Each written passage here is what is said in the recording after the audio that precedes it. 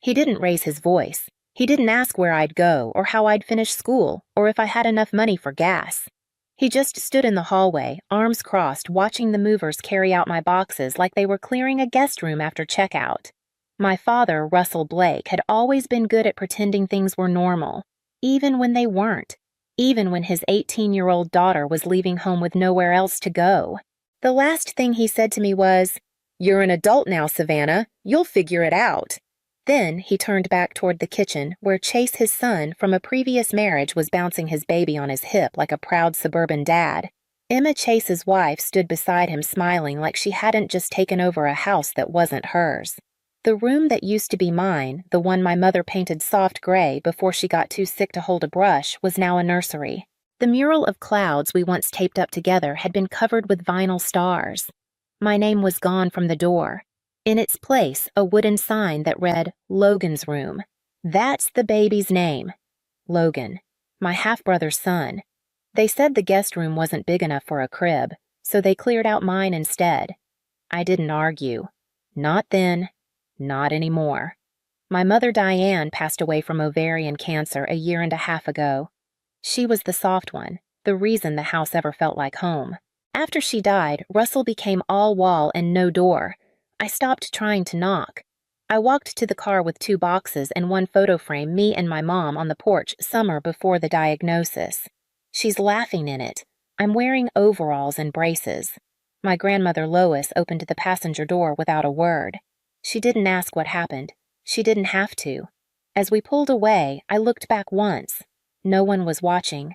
No one waved. Just a house with new curtains, new laughter, new names on the walls. Before my mother got sick, the house felt like it belonged to both of us. She let me paint flowers on the baseboards in my room. She left notes in my lunch bag even in high school with small things like, "Don't let them dim your light." She always used my full name, Savannah, not kid, not her. But even then, I knew my father saw me differently. Russell Blake wasn't a cruel man. He just had no space for softness. And softness was what I was born with. He never hit me. He never yelled unless I cried too long or laughed too loud. Then it became, "You're too much. Tone it down. Don't be dramatic." He never said those things to Chase, his son, from his first marriage. Chase only visited every other weekend, then more often once he got older. By middle school, it felt like he lived with us full time. He was everything I wasn't: tall, athletic, charming, naturally likable. He got his first car at 17. I got told to take the bus. My mom used to say, "He's just trying to earn his father's love same as you." But I wasn't so sure. Chase didn't try. He didn't have to. He already had it. When Mom was still alive, she shielded me from the worst of it. She knew when I came home crying from school without needing to ask. She'd make tea, sit on the couch with me, and just stay there. She never forced the hurt to resolve. After her diagnosis, things got quieter. She lost weight fast, her voice slower. But the last thing she did before the first round of chemo was write me a letter. She slipped it under my bedroom door. On the envelope it said, "Open when it gets too loud." I didn't open it for almost a year. Not until after the funeral. Not until I caught Russell packing her scarves into a garbage bag. In the letter she wrote, "You are the quiet courage of this house. One day your kindness will outlast their noise. Don't wait for them to see it. Just be it." I folded it back up and placed it behind her photo in the frame I still carry. Russell never brought up her name after that. He replaced her kitchen towels, her tea mugs, her blanket on the couch. One afternoon I asked if we could keep the porch flowers she planted. He said, "They're annuals. They die." That's the point. That was how mourning looked in my house efficiency. Cut it out. Move on. Make space for what's next. Chase got married the spring after Mom passed. Emma, sweet and polite, didn't know what had happened here. They sent me a wedding invite with my name, misspelled Savannah. At the reception, I stood alone near the punch bowl while Russell gave a toast. He said, "Today, I'm proud to stand beside my son, my first, my best." He never looked in my direction. I never told him he said that out loud. It happened on a Thursday. I came home from school to find my bedroom door open. That wasn't normal. Russell never entered my space not to check, not to clean, not even to knock. Inside the closet was bare. My books were in boxes. The comforter my mom gave me had been folded not gently and laid across a chair in the hallway. My lamp was gone. So was the framed photo. I found it later tucked into a box labeled Misk, in someone else's handwriting. At the foot of my bed sat a plastic bin filled with baby items, soft toys, rolled onesies, a bottle warmer still in the box. I stood in the doorway like a guest who had arrived too early to a party that wasn't hers. Chase's voice came from down the hall light and amused. "The nursery's coming together." I didn't respond. That night, Russell sat me down not to ask but to inform. He said that Chase and Emma were moving in next week. The guest room would be theirs. My room would be for the baby. I asked why the nursery couldn't be in the guest room. He looked up from his phone and said, "Because you're almost an adult, Savannah. You're going to college soon. It's time to make space for a family that needs it." I don't remember what I said back. Maybe nothing. Maybe silence was the only answer that still felt mine. 2 days later, my bed was dismantled. No one told me where to sleep. I stayed at a friend's house that weekend, then packed what I could into the trunk of my car. There was no fight, no screaming match, just subtraction, quiet and surgical. A few nights before I left, I passed Chase in the hallway. He was carrying a bag of diapers and didn't stop walking. He nodded at me almost like a stranger might and said, "Thanks for making room." Not sorry, not I didn't know. Just thanks. It wasn't even my room anymore when I left. It just took me a while to realize I'd already been moved out one object at a time. Leaving didn't feel like escape. It felt like dissolving. I didn't announce it. There were no slammed doors or raised voices. Just an email to my principal requesting remote final exams. A call to my grandmother Lois asking if her offer still stood. She said yes before I finished the sentence. I packed my clothes, my textbooks, and the photo of my mother. That was all. The rest belonged to the version of me who used to think home was permanent.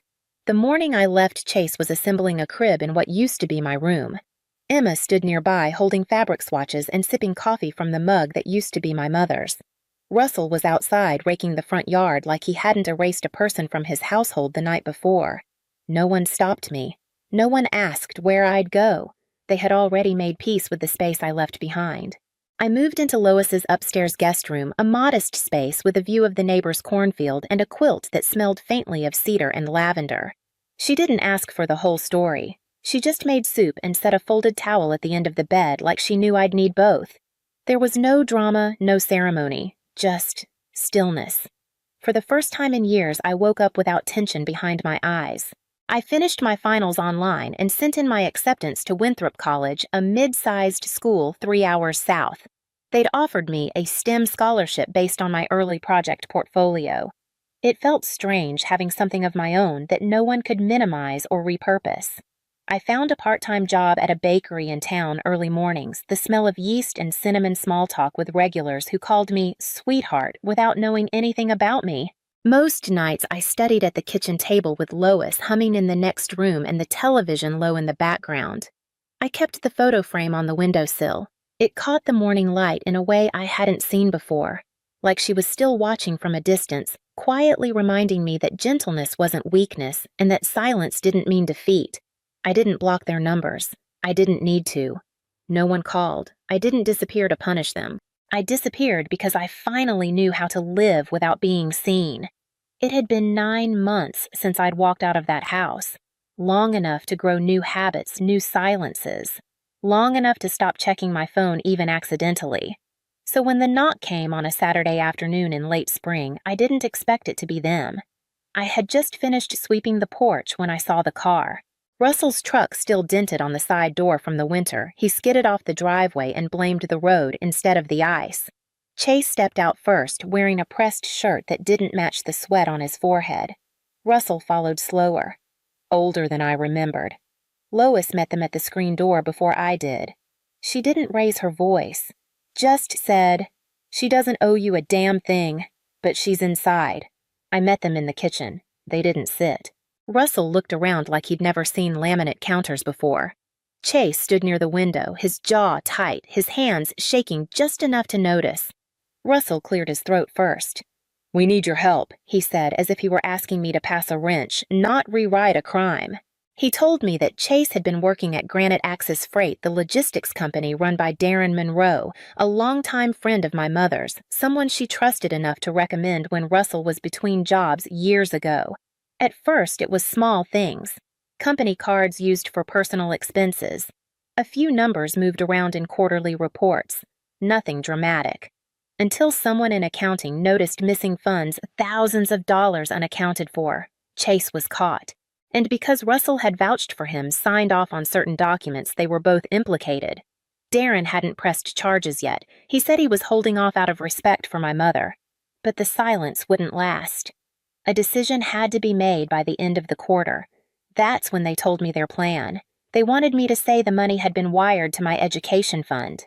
That Chase and Russell had taken the money not for personal gain, but to help me attend Winthrop Cover Tuition Books housing. It was a story that could explain the transfers and buy them time. Russell said it could save their jobs, maybe keep the company from pursuing legal action. He said, "It's not lying if it's for family." I looked at Chase. He didn't meet my eyes.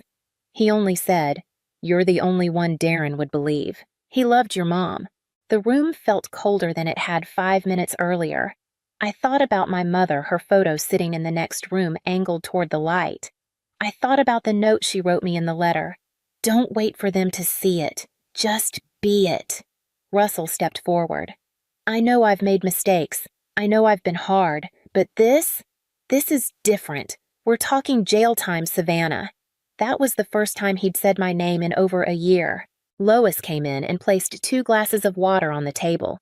She didn't speak. She just put her hand on my shoulder and left again. I stood there unsure of whether to scream or laugh or cry. But I did none of it. I just said, "You want me to lie to protect you," Russell said. "We're not asking you to lie. We're asking you to help." I said nothing.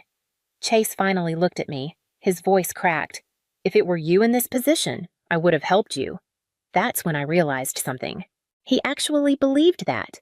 They hadn't come to apologize. They'd come to collect. Because I was useful now. Because Darren liked me. Because I reminded him of someone they once needed too. They didn't leave right away. Russell paced the edge of the room like he was circling something too fragile to touch. He wasn't shouting. He didn't need to. His silence had always been the louder weapon. "I know I wasn't a great father," he said finally, "but I'm still your dad." I didn't answer. Not because I was angry, but because the words meant less now than they ever had. "I would have helped you," Chase said again, this time more softly, as if volume could create sincerity. "Your family, Savannah. You always have been." That line sat between us like a broken chair no one wanted to throw away. If I was always family, why did I have to leave with 2 boxes and no goodbye? Russell stepped closer. "I don't want to go to prison," he said. There was no apology in it.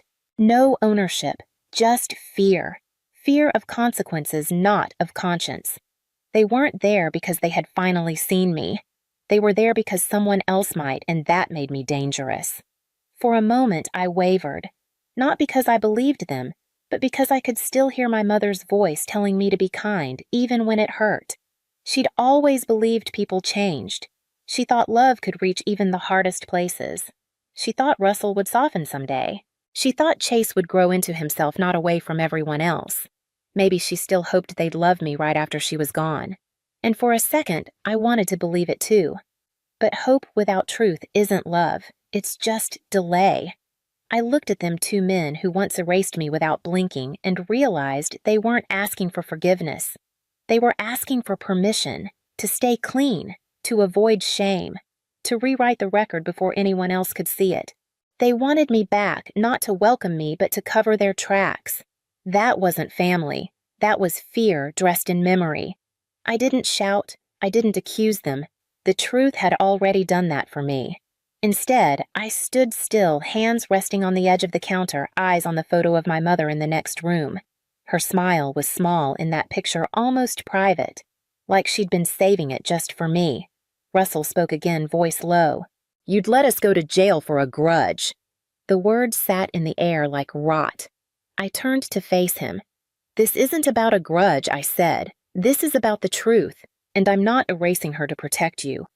He didn't ask what I meant. He knew. because we both remembered who had introduced him to Darren, who vouched for him when no one else would, who believed in him until the very end. My mother. And now they wanted to use her memory to clean up their mess. Chase opened his mouth to speak, but I shook my head.